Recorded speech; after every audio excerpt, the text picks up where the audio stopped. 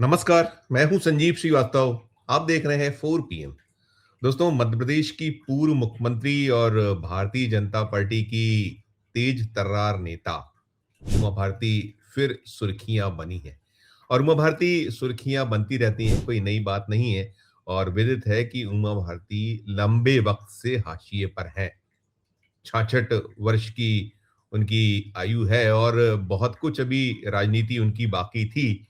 लेकिन जो उनका स्वभाव है, जो उनका राजनीति करने का अंदाज है, तो उसने कहीं उन्हें अलग-थलग पटका हुआ जो बीजेपी की राजनीति है उसमें।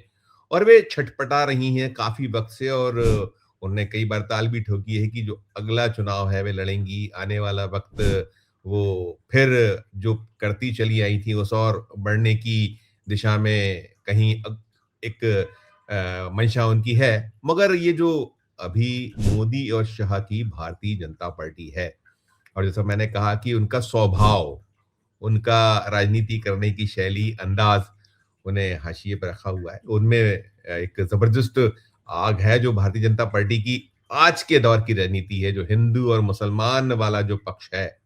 और याद कीजिए कौन एक उनका अपना दौर था, किस अंदाज़ में वे एक अपनी आग उगलने वाली जो शैली के लिए ख्यात थीं। और राम मंदिर आंदोलन हो या और भी वक़्त थे। लेकिन अब सब बीते दौर की बात है। और अभी जब मैं जो बात कर रहा हूँ कि वो फिर सुर्खियाँ बनी, तो सुर्खियाँ ये अलग किस्म की एक खबर है, अलग तरह की बात है। उनके अपने जो गृह जिला है टीकमगढ़, वे वहाँ पहुँची हुई हैं। और अ, वहाँ उन्होंने सड़क पर उतरी और सड़क पे उतरते ही जो अपना अंदाज़ दिखाया तो खबर बन गई है। दरअसल उनका अपना, जैसे मैंने कहा, जिला जो है, गृह जिला है टीकमगढ़।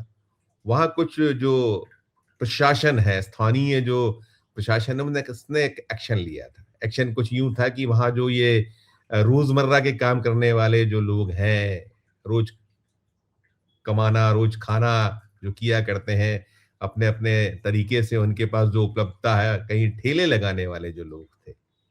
एक अतिक्रमण विरोधी मुहिम हुई और अतिक्रमण विरोधी मुहिम सोमवार सोमवार को चली।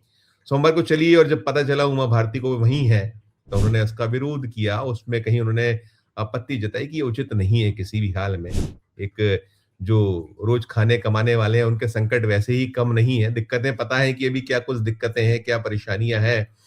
तो इस दौर में कहीं न कहीं उन्हें एक वैकल्पिक स्थान मिल जाए, उन्हें दूसरा कुछ एक काम हो जाए उनके पास, तो वो उसके बाद यदि उनको हटाया जाए तो उचित होगा। और यही एक मसला, एक मामला था। और फिर जब मंगलवार हुआ, आपसे कुछ देर पहले, मंगलवार की सुबह है, सूचनाएँ हमारे पास पहुँची हुई हैं कि उमा भारती, एक जो वो जिन्हें हटाया गया, अतिक्रमण के नाम पर हटाए गए, और निश्चित तौर पर अतिक्रमण तो रहा होगा तभी तो जिला प्रशासन ने एक्शन लिया।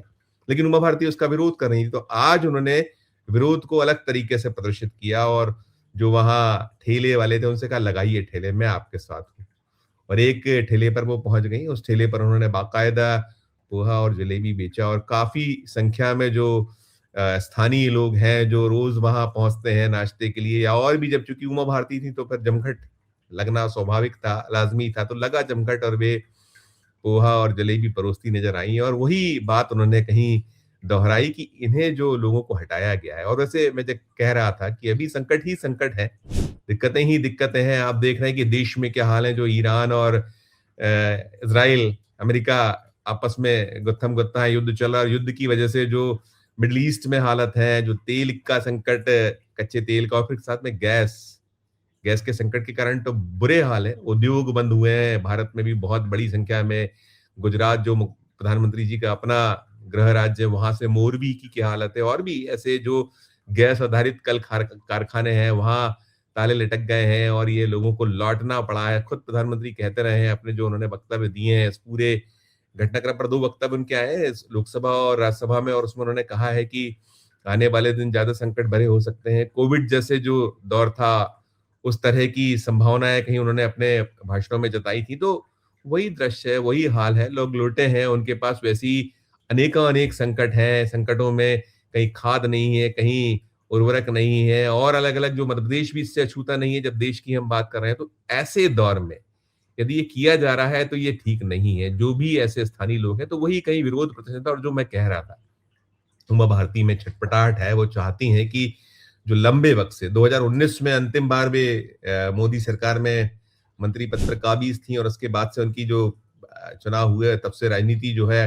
कहीं लगभग-लगभग ब्रेक लगा हुआ है और वे सोच रही थीं या पा रही थीं या मान रही थीं कि वक़्त आएगा, फिर उन्हें मौका मिलेगा। लेकिन जैसा कि मैंने कहा पहले भी, दोहराया भी मैंने कि स्वभाव, उनका राजनीति करने का अंदाज़, उनकी शैली, तो वो सारा कुछ है और मध्य प्रदेश में आपको स्मरण है कि कैसे क्या कुछ एक मुख्यमंत्री पद का उनका अपना जो लाई थी 2003 में सत्ता में भारतीय जनता पार्टी को और एक अलग तरह का उनका औहरा रहा है और आज भी उसमें कहीं कोई जो भीड़ खींचने वाले लीडरान हैं भारतीय जनता पार्टी में, जिनमें एक क्षमता है, उनका जो वाक क्षमता है, करिश्माई जो लीडरशिप है, ऐसे जो लीडर हैं भारतीय जनता पार्टी में, उमा भारती एक है, कोई इसमें इनकार कर नहीं सकता। लेकिन है, वक़्त है कि अभी उनका वक़्त जो है काफ़ी समय से, बहुत समय से वे कहीं जो राजनीतिक वनवास है, हाशिया है, उस पर वो बनी हुई हैं और कहीं न कहीं एक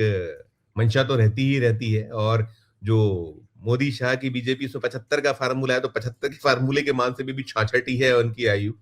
तो 66 के एक जो आयु है उस मान से अगर आप 75 पे जाइए तो काफ़ी वक़्त है, 9 साल का वक़्त है। तो ऐसे में इच्छा भी है और उनके अपने बड़े फॉलोअर्स हैं, समर्थक हैं उनके और वो चाहते हैं कि जो दीदी हैं, लेकिन दीदी जो हैं, दीदी कुछ ना कुछ ऐसा करती हैं। आपको ध्यान होगा जब शिवराज सिंह चौहान का दौर था, तब भी वो ऐसी सड़क पे उतर जाया करती थी और सड़क पर उतर कर क्या-क्या शराबबंदी वाला एक सिलसिला आपको ध्यान होगा कैसे यहीं भोपाल जहाँ मैं आता हूँ, मध्य प्रदेश की राजधानी भोपाल, ये मेरा मुख्यालय है, यहीं से मैं रिपोर्ट करता हूँ आप लोगों को। तो यहाँ वो शराब की दुकानों पर पत्थरबाजी वाले सीन, फिर उसके बाद जो ऊर्जा राम राजा दरबार टीकमगढ़ में ही अब तो अलग वो हो चुका है और वहाँ कैसे वो गोबर फेंकने वाले घटना तो बहुत कुछ है। तो अभी जब उमा भारती आई हैं सड़क पर, ये अलग जैसा मैंने कहा खबर अलग है, सीन अलग है, दृश्य अलग है। ये जो गरीब हैं, मज़लूम हैं जो रोज़ खाने कमाने वाले लोग हैं, जिनके समक्ष ये अतिक्रमण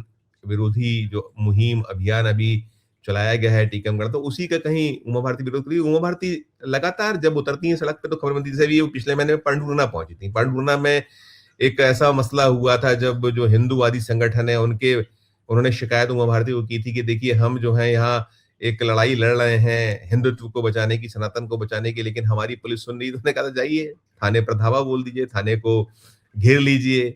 आप जब घेरेंगे, धावा बोलेंगे तो सुनना पड़ेगा। तो ये है कि वो इस मामले में अलग किस्म की नेता है जो दिल से काम करती हैं। दिमाग का उपयोग ज़रूर है, करती हैं, लेकिन दिल को पहले वो उपयोग कर लिया करती है और जब ऐसे घटनाक्रम हों, जब उनको कहीं लगता है कि ये उचित नहीं हो रहा है, ठीक नहीं हो रहा है, तो फिर टकराना तो उनकी आदत है और टकराव के एक किस्से लंबी फ़हरिस्त है, बड़ी फ़हरिस्त है और कोई छुपा हुआ नहीं। तो लेकिन अभी है, ये जो मसला है, ये मामला है, सुर्खियाँ इसलिए बना है कि वो आपने देखा फुटेजेस भी आपको दिख रहे थे, चित्र भी दिख रहे थे, कैसे वो वहाँ एक भीड़ लगी हुई है, सजा हुआ है और उस ठेले पर खुद उमा भारती अपने हाथों से पोहा भी और जलेबी भी परोस रही हैं, जो लोग हैं उनको दे रही हैं और ये जो गरीब हैं, गुरबे हैं, उनके लिए आगे आ रही हैं और कहीं न कहीं ये एक संदेश तो है कि भारतीय जनता पार्टी पर जो आरोप लगते हैं, विपक्ष लगाता है या जो आम जन कहते हैं कि अब इसकी कथनी और करनी में अंतर है।